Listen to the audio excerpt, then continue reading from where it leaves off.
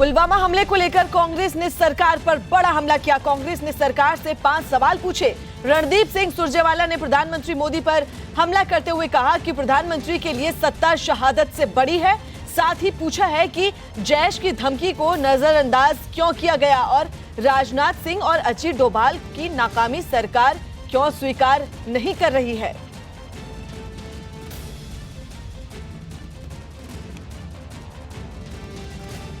शहीदों और शहादत के अपमान का जो उदाहरण श्री नरेंद्र मोदी ने पुलवामा हमले के बाद पेश किया, ऐसा कोई उदाहरण पूरी दुनिया में नहीं।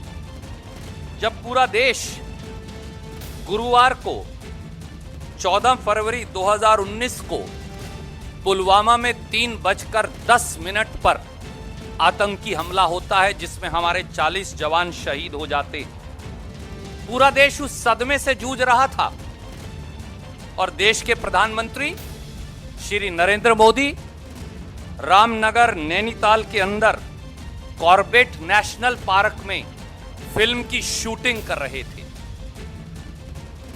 यही नहीं, मोदी जी डिस्कवरी चैनल के मुखिया वे उनके कैमरा क्रू के साथ खुद के प्रचार प्रसार और घड़ियालों को बोट राइड में निहार रहे थे। उस समय के चित्र जो अब उपलब्ध हैं, मैं आपको दिखाना चाहूंगा। जब पूरा देश 3:10 पर पुलवामा में हमारे शहीदों के बम से उड़ाने के सदमे से जूझ रहा था, तो देश के प्रधानमंत्री इस अमानवीय कार्य में लगे थे। अपने प्रचार और प्रसार की फिल्म की शूटिंग वहां पर कर रहे थे। और बात यहां खत्म नहीं होती, और ये मैं नहीं कह रहा, ये पत्रकार साथियों ने लिखा। 3:10 पर यह खबर आ गई। 5:15 पर कांग्रेस ने भी अपना रिएक्शन दे दिया। पर मोदी जी क्या कर रहे थे, ये बात और ये मैं आपको दे रहा हूं। उधर दिन बार मैं ये पढ़कर बता रहा हूं जो मोदी जी की दिनचर्या रिपोर्ट हुई।